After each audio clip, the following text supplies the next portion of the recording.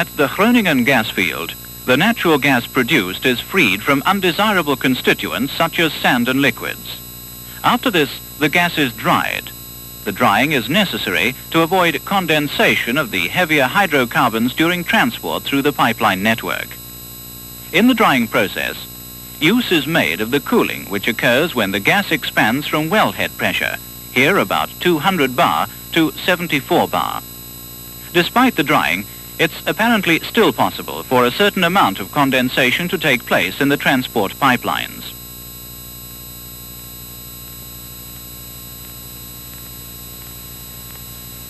The reason for this is the physical behavior of the gas. The hydrocarbon dew point exhibits retrograde condensation. The dew point rises at decreasing gas pressure. Here we have the curve of the hydrocarbon dew point of Groningen natural gas, with the gas pressure plotted on the horizontal axis and the temperature on the vertical axis. During the field drying process, the temperature of the gas drops to minus 12 degrees centigrade. The gas pressure is then 74 bar.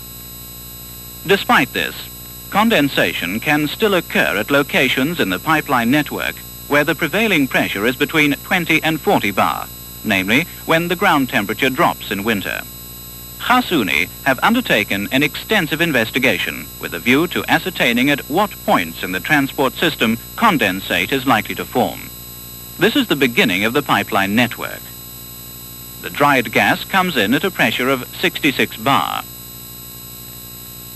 Via the mainline network, the gas is transported all over the Netherlands and to the frontiers.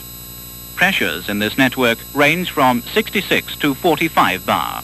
At over 50 points, the measuring and regulating stations, the pressure is reduced to 40 bar to supply the regional network. Gasunie take advantage of the pressure drop at the measuring and regulating stations to subject the gas to a second drying process. Little or no heating is applied to the gas prior to its expansion at the station. The expansion causes the temperature of the gas to drop, in winter often to 0 degrees centigrade or even lower. The temperature drop gives rise to the formation of condensate mist. Measurements are performed to establish at what distance after the station the mist has precipitated in the pipeline. A probe is introduced into the transport pipeline and enables a slight volume of gas to flow to the measuring instruments.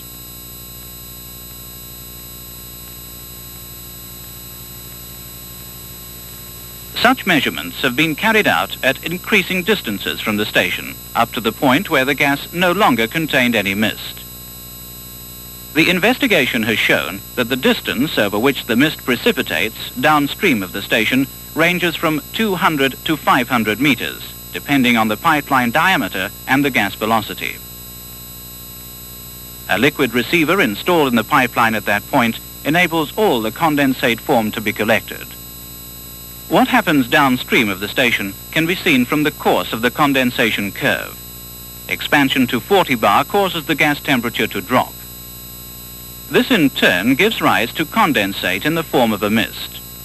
When the condensate is separated from the gas stream, the dew point drops to far below the ground temperature at pipeline depth. This drying by expansion at the measuring and regulating stations is so effective that hardly any further condensate is likely to be formed further down the network.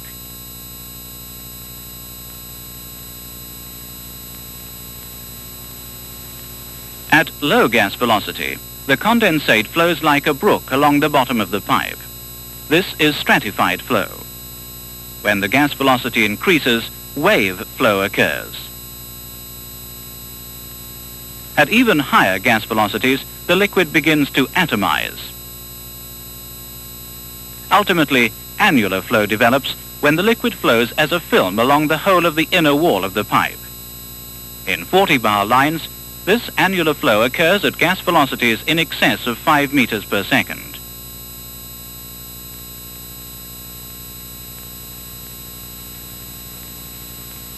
In a lot of places, the gas pipelines dive under rivers and canals.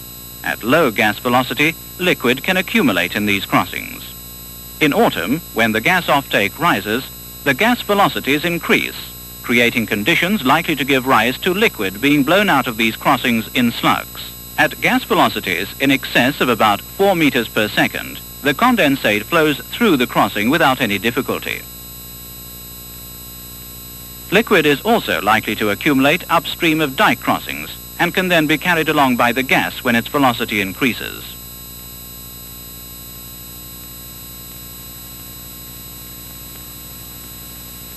The regional network, which branches out at numerous points, starts at the measuring and regulating stations. How does a flow of condensate behave at a branch point? This is the model of a pipeline with a branch line. The gas stream comes from the left. The gas flow in the branch line is measured with the meter on the left. The meter on the right measures the gas flow in the straight-through line.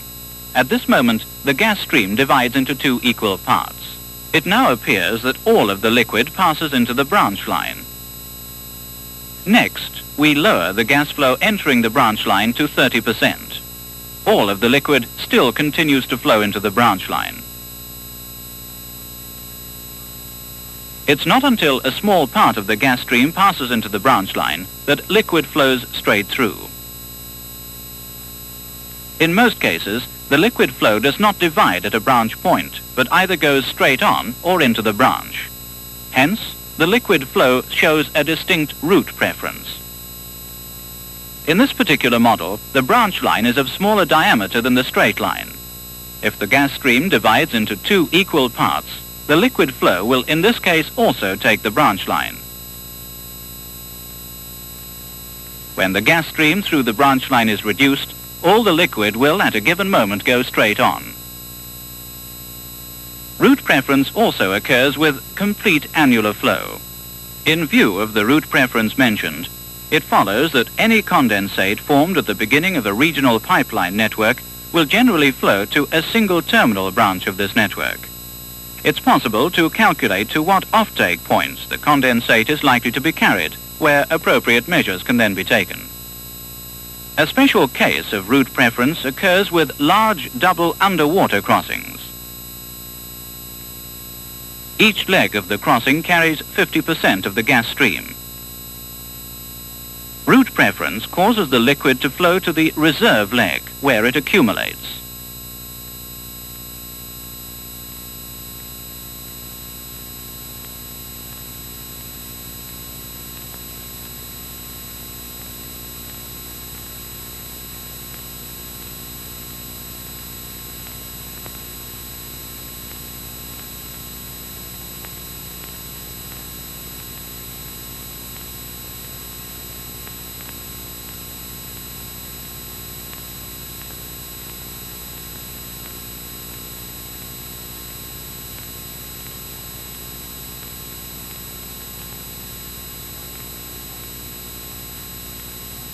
By closing off the straight-through leg, the gas velocity in the parallel leg is doubled, thus causing the liquid present there to start moving.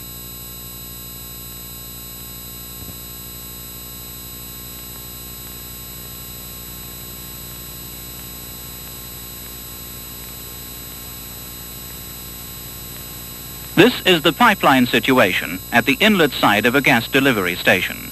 The gas comes from the left and divides over the meter runs.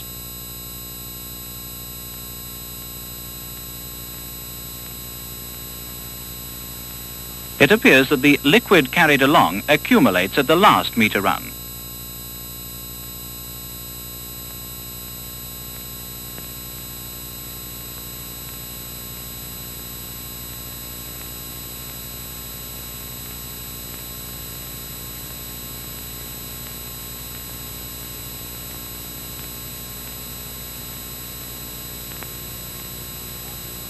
The liquid separator in this particular meter run is already half filled, while the liquid traps in the other two runs are still practically empty. The separator in this meter run must therefore be designed to handle all the liquid.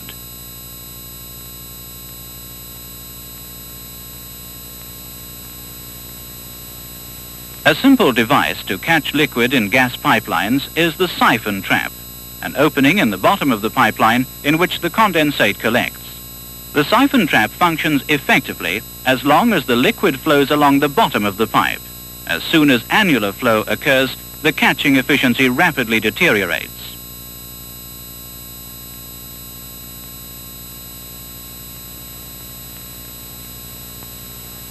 A siphon trap installed at a short distance downstream of a bend does not function properly.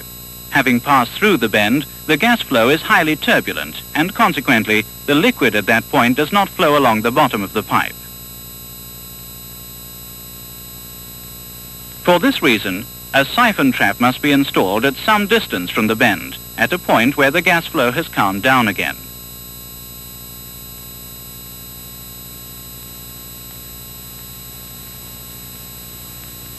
A siphon trap installed in a dead-end line does not function at all, as can be explained from the route preference of the liquid. In this setup, the siphon trap is also located in a dead-end part of the line. This time, however, the branch line ascends at a slant. The siphon trap is now capable of catching liquid, provided the gas velocity is low. As soon as the gas velocity increases, the liquid flow will once more prefer the rising branch line instead of the straight-through line to the trap.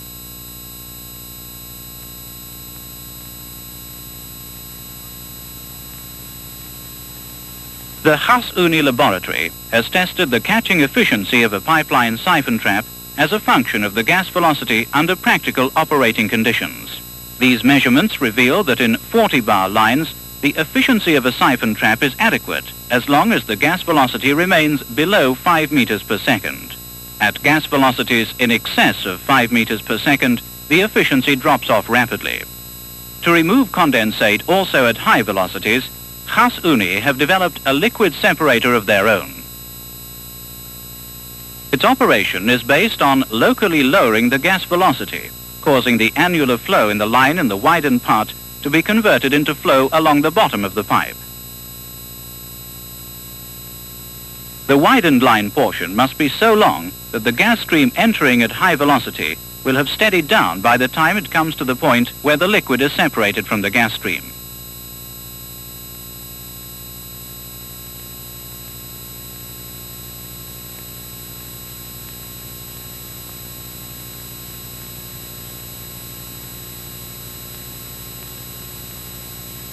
The liquid receiver is also suitable for catching slugs.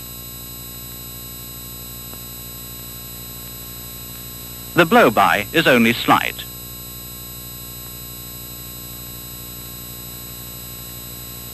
After a series of practical tests, 200 liquid receivers of this type were built into the regional pipelines downstream of all the measuring and regulating stations.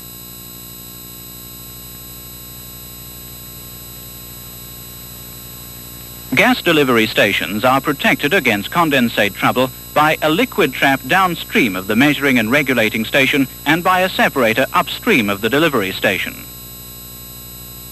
With a view to attaining absolute protection, laboratory tests have been carried out using models to ascertain whether any condensate that has managed to slip through can be caught in the dust filters installed at the beginning of the meter runs. Condensate was found to collect in the dust filter pot at low gas velocities. At higher gas velocities, however, the liquid inside the dust filter pot behaves so wildly that it's forced out again right away. Here you see the performance of the dust filter at the same velocity as before, but this time a vessel has been connected to the drain opening. This has reduced the blow-by considerably.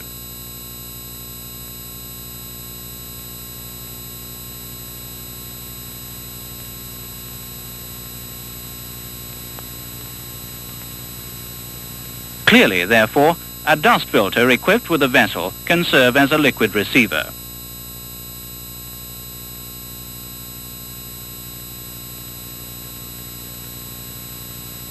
Separators are installed at the inlet side of measuring and regulating stations to protect the station against inconvenience from condensate. An arrangement at a measuring and regulating station is used to test the liquid catching efficiencies of the different types of separators under practical conditions. The gas stream passing through the station can be wholly or partly conducted through the testing installation.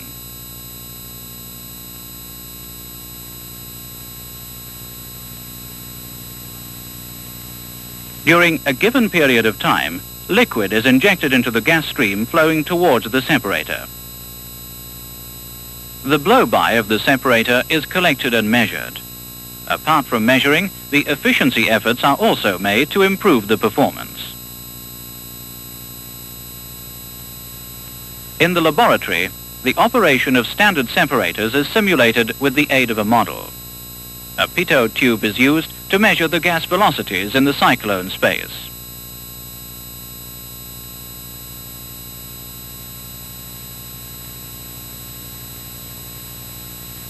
The operation is then studied visually.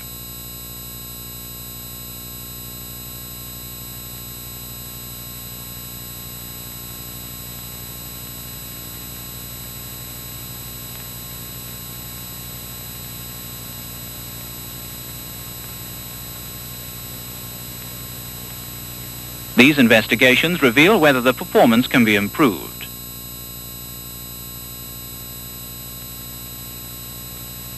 The liquid separation is then once more examined in respect of the modified model.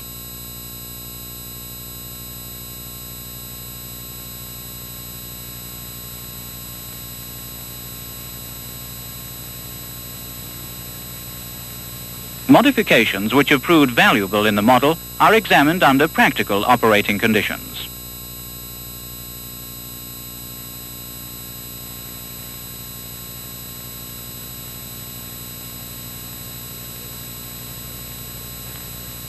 Here also, the flow behavior is measured with a pitot tube. The investigation has provided insight into the formation and the behavior of condensate in gas transport systems, and thus into the ways and means whereby inconvenience can be avoided. The chance of vital installations being put out of order by condensate trouble, both with Haas Uni and their customers, has been greatly reduced by these investigations.